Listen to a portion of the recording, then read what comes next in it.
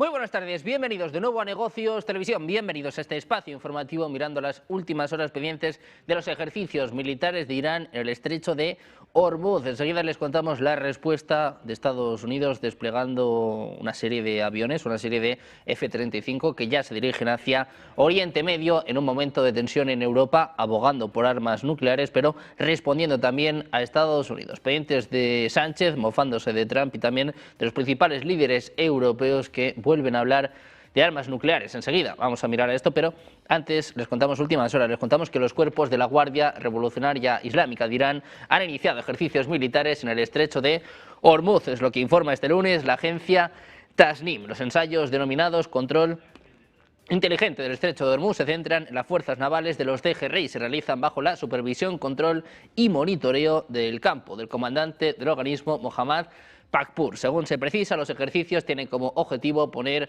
a prueba la preparación operativa de la Armada de los DGRI para lanzar una respuesta recíproca ante posibles amenazas militares y de seguridad, así como saber hacer un uso inteligente de las ventajas geopolíticas de Irán en el Golfo Pérsico y el Golfo de Omán. El medio señala que la respuesta rápida, decisiva e integral de las fuerzas de las DGRI a los complots contra la seguridad en el dominio marítimo es el núcleo de los ejercicios operativos y de inteligencia de las unidades que participan en este simulacro. Mientras tanto, sobre Irán hablaba Marco Rubio, el secretario de Estado de Estados Unidos, decía a los periodistas que es muy difícil alcanzar un acuerdo con Irán. Mañana se espera una reunión entre Steve Witkoff, Jared Kushner y el ministro de Exteriores iraní, Abbas Araghchi. Así hablaba Marco Rubio sobre las opciones de alcanzar un acuerdo. About attacks on Iran or anything of that nature, because the president's made clear he prefers diplomacy and an outcome of negotiated settlement. Now, we're dealing with radical Shia clerics, okay? We're dealing with people who make geopolitical decisions on the basis of pure theology, and it's a complicated thing. I mean, no one's ever been able to do a successful deal with Iran, but we're going to try.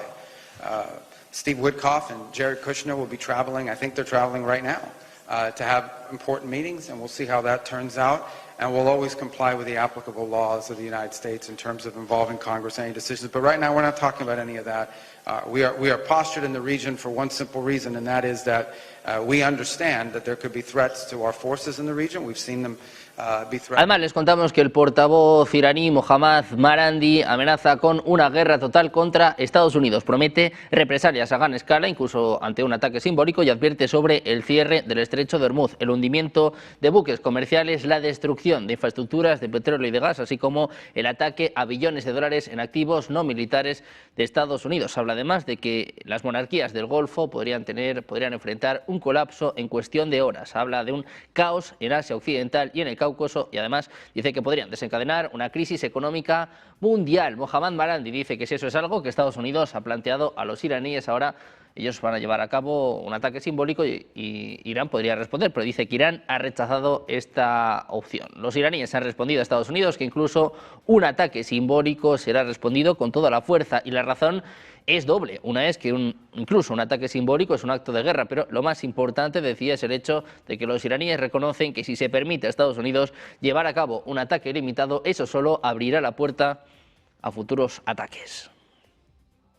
Mientras tanto, Donald Trump le dijo a Benjamin Netanyahu que si las conversaciones con Irán terminan fracasando, apoyaría a Israel en su ataque al programa de misiles balísticos de Teherán. Es lo que informa CBS News. Fuentes de inteligencia y militares de Estados Unidos han mantenido conversaciones internas sobre la opción de respaldar una segunda ronda de ataques contra Irán. La atención se ha centrado en cómo Washington podría colaborar en esta misión, incluyendo un posible reabastecimiento de combustible para aviones israelíes, así como en la cuestión de garantizar permisos de sobrevuelo en el espacio aéreo de otros países de Oriente Medio, sobre todo a la espera de lo que hagan Jordania, Arabia Saudí y los Emiratos Árabes Unidos, que previamente han anunciado que prohibirían el uso de su espacio aéreo para estos fines.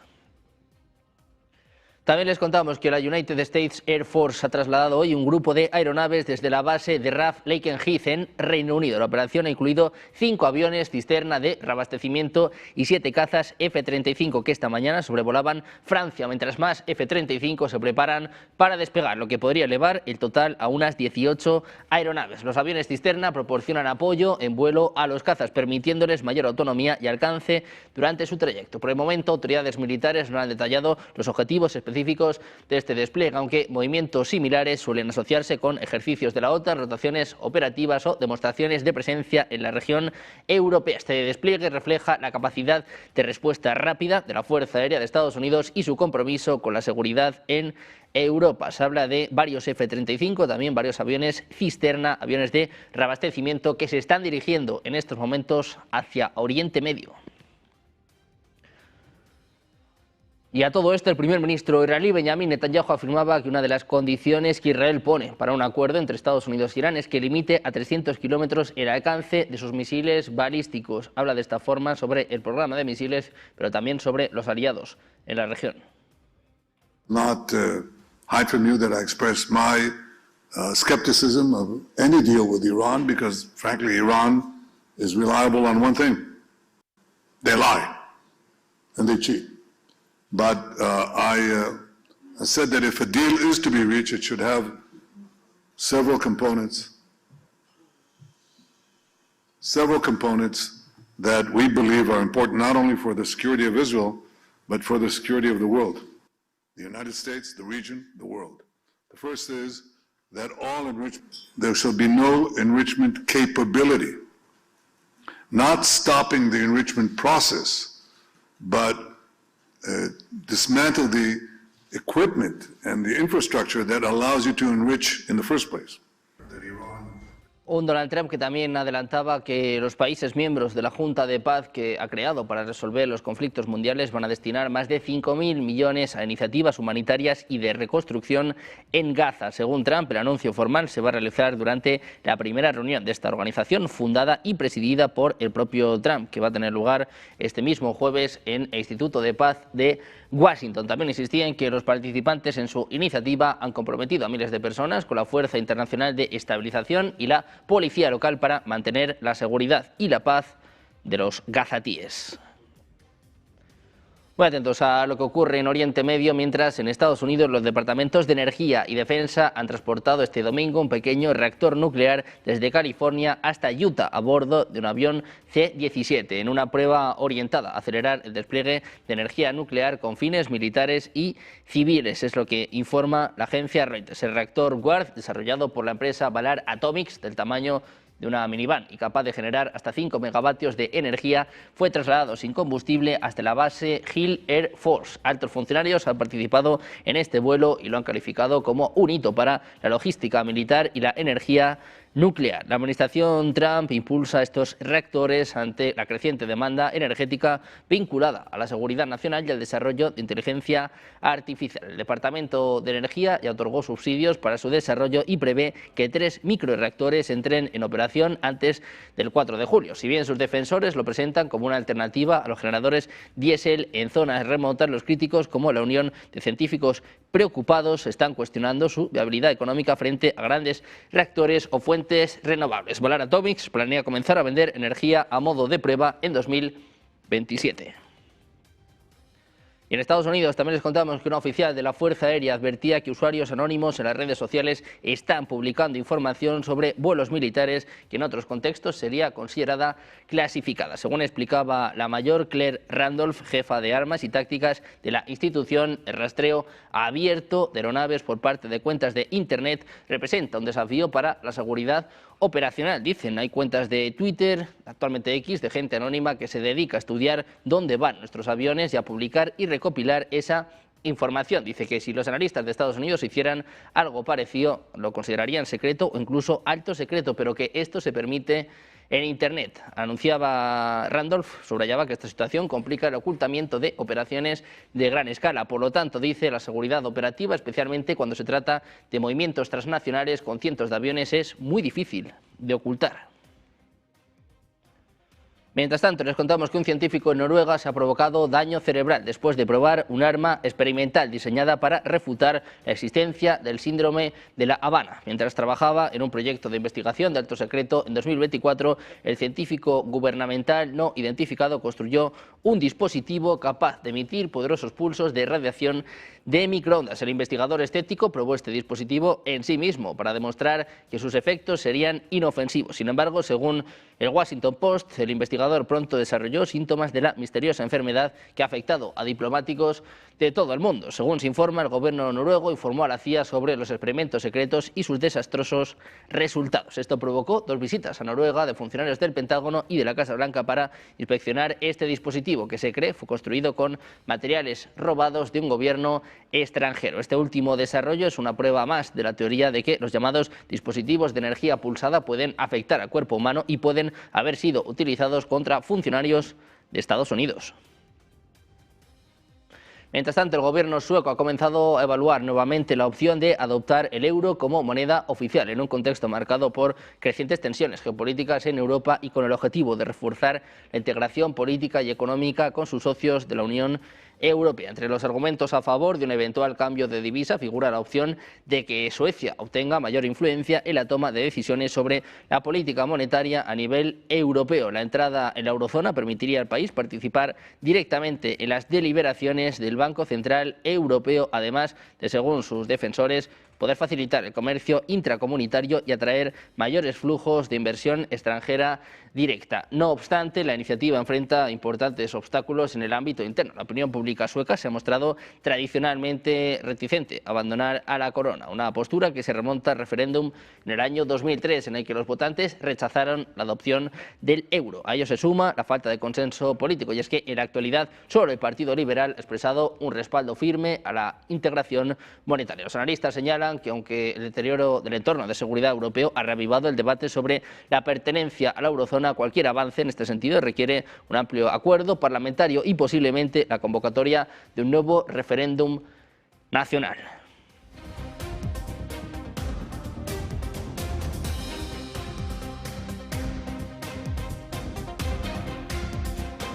También ponemos el foco en la guerra en Ucrania. Les contamos que Rusia lanzó durante la pasada noche contra Ucrania 4 misiles hipersónicos antibuque Zircon, un misil balístico Iskander-M y un misil guiado KH-31P, es lo que informaba la Fuerza Aérea Ucraniana en su parte de este lunes. Estos misiles Zircon fueron interceptados por las defensas aéreas de Ucrania. Un misil impactó en una localización de Ucrania no especificada por la Fuerza Aérea. Dicen que se está precisando la información sobre 3 misiles enemigos, es lo que agrega el parte sobre lo que ha ocurrido con el resto de proyectiles empleados por Rusia en el ataque con misiles contra Ucrania. En este bombardeo nocturno, Rusia utilizó además 62 drones de larga distancia, de los que 52 fueron neutralizados y otros 9 impactaron en varios lugares de Ucrania.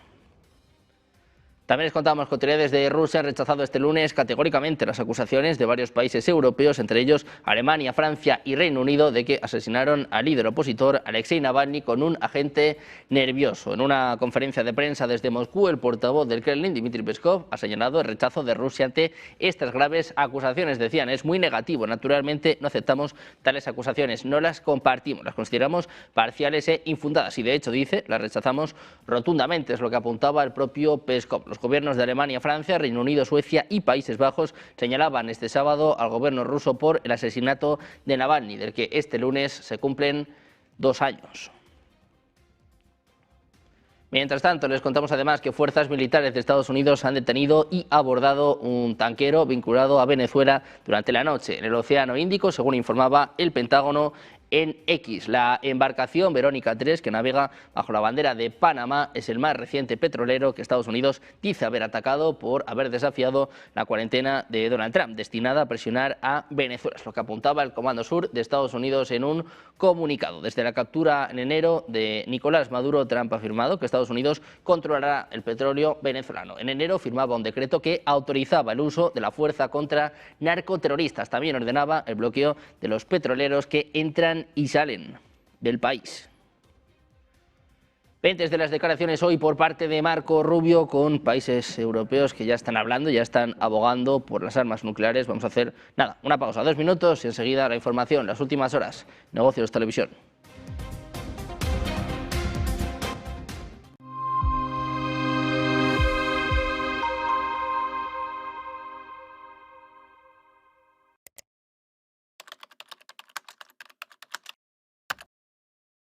Buenos días, 8 de la mañana es la figura de Charlie. Buenos días, 8 de la mañana dicen que al oro le han bajado a la tierra después de la jornada de ayer. Seguimos en Negocios Televisión. Mañana continuamos en Negocios Televisión. Sean bienvenidos de nuevo a Negocios Televisión. Negocios Televisión. Sobre todo intentando ver lo que Europa está poniendo encima de la mesa en esos ejercicios militares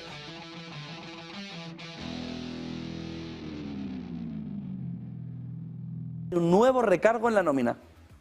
Desde 2026 todos los trabajadores van a aportar un 0,9% adicional a la seguridad social, 0,15 por trabajador, 0,75 de la empresa. No se preocupe que esto Hacienda está súper digitalizada, lo van a quitar directamente desde la seguridad social.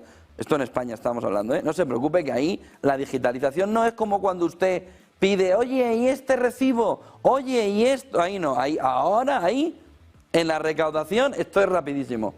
Aquí lo van a trincar directamente, un 0,90% de la nómina, es decir, cerca del 1%, a pagar las pensiones. ¡Ay! Pero si no había ningún problema. No, si no lo hay, claro, lo va a pagar los de siempre. Reforzar la hucha de las pensiones, garantizar la sostenibilidad del sistema ante el envejecimiento poblacional. No pueden hacer una política de natalidad, no vaya a ser que les estalle la cabeza alrededor de cómo poner medidas encima de la mesa que resuelvan a medio y largo plazo el problema, que no quieran hacer una política de natalidad como Dios manda, pero la realidad es, y esto no puede ir acompañado por un sistema claro de apoyo a la natalidad, no parece ser.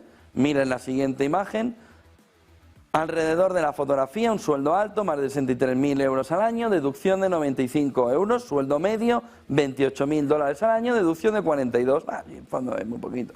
Cotización sin derechos adicionales, es decir, el dinero que usted aporta para esto no aumenta la pensión futura, para que lo tengan en cuenta, solo financia el fondo de reserva. Esto no va para cotizar, esto va porque hay un agujero. Aplicación, como les digo, automática, la retención la hará, porque en esto sí que vamos muy avanzados digitalmente, aquí no nos dejamos nada.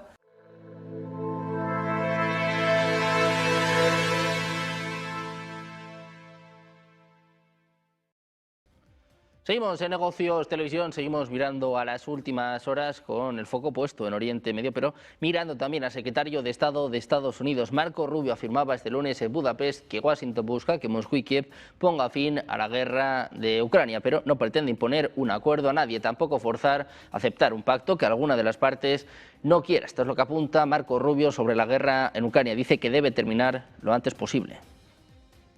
War that's incredibly damaging. We think it's a war that's incredibly destructive.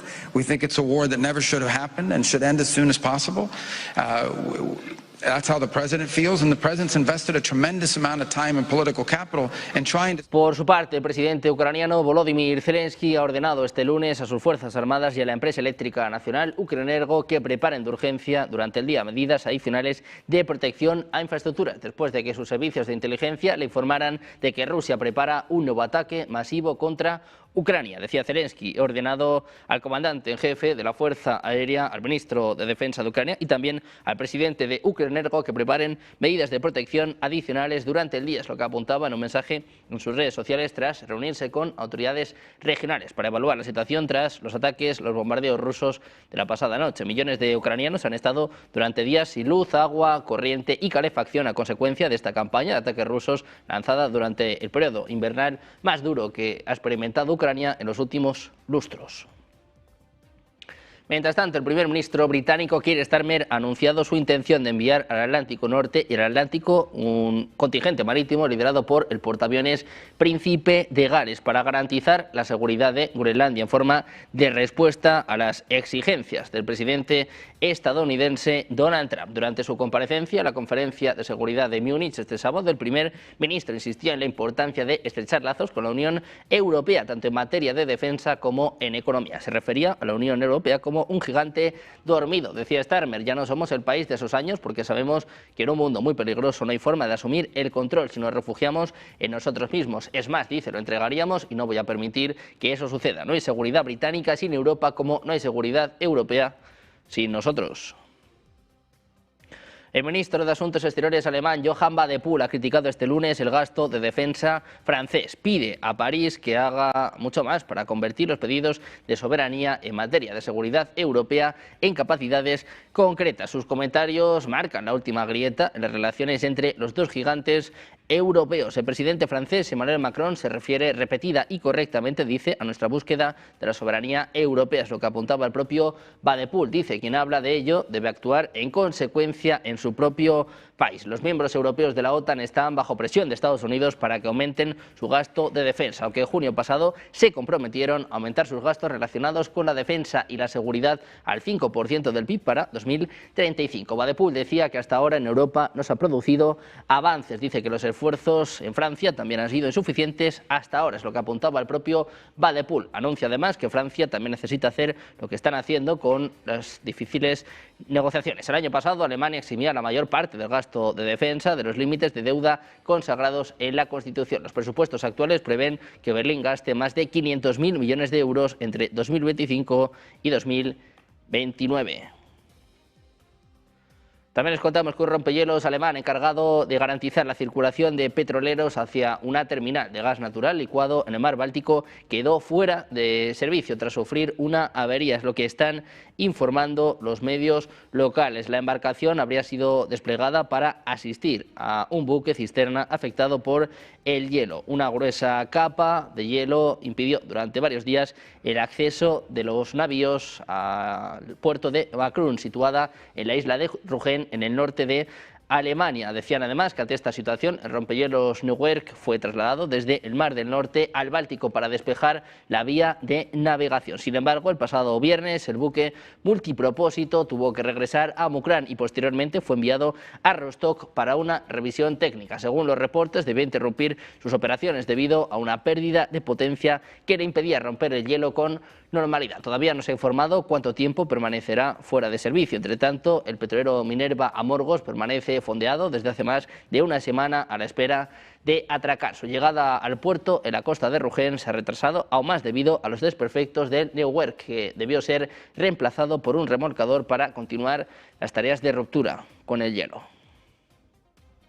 Además, también les contamos que Polonia debería avanzar hacia el desarrollo de defensas nucleares, en lo que afirmaba el presidente del país. Decía: soy un gran partidario de la participación de Polonia en un proyecto nuclear. Es lo que decía Nawrocki durante una entrevista con el medio de comunicación polaco Polsat News. Decía: somos un país que se encuentra al borde de un conflicto armado y sabemos cuál es la actitud de la agresiva e imperial Federación Rusa hacia Polonia. Dice además que está presionada en el flanco oriental de la OTAN y que mira con más ansiedad la inminente amenaza de Rusia que muchos de sus compañeros miembros de la alianza. El canciller alemán Friedrich Merz declaraba el fin de semana que estaba discutiendo una disuasión nuclear europea con el presidente francés Emmanuel Macron. Además de Estados Unidos, Reino Unido y Francia son los únicos países de la OTAN con armas nucleares, aunque con arsenales mucho menores.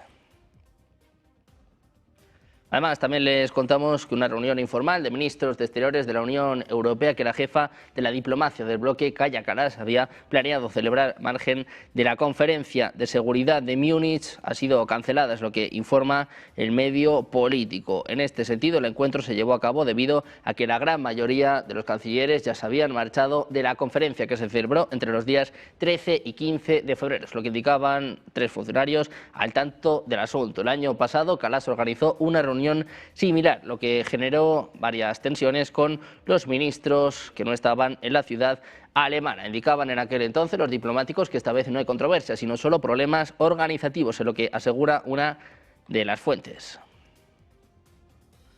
Mientras tanto, vamos a contarles también la última hora en torno a China, que estaría construyendo y rediseñando sitios conectados a su programa de armas nucleares, en lo que apunta un nuevo informe, ya que la caducidad del último tratado mundial que limita las armas nucleares ha alimentado los temores de una nueva carrera armamentista nuclear. Varias instalaciones vinculadas a las armas nucleares de China en la provincia de Sichuan, en el sureste del país, han sido remodeladas o ampliadas en los últimos 7 años, es lo que informaba el diario The New York Times. Analistas occidentales afirman que las reservas de Pekín dependerían de la cantidad de plutonio, uranio altamente enriquecido y tritio a la que pueda acceder. El desarrollo nuclear de China ha ido de la mano de refuerzo de sus fuerzas no nucleares, como por ejemplo el tamaño de su armada. Se piensa que científicos chinos están fabricando núcleos para ojivas nucleares en un sitio conocido como Pingtong, enclavado en un valle de Sichuan, según el informe. La instalación ha sido remodelada en los últimos años y se están realizando obras de construcción en las cercanías. En otro lugar de la provincia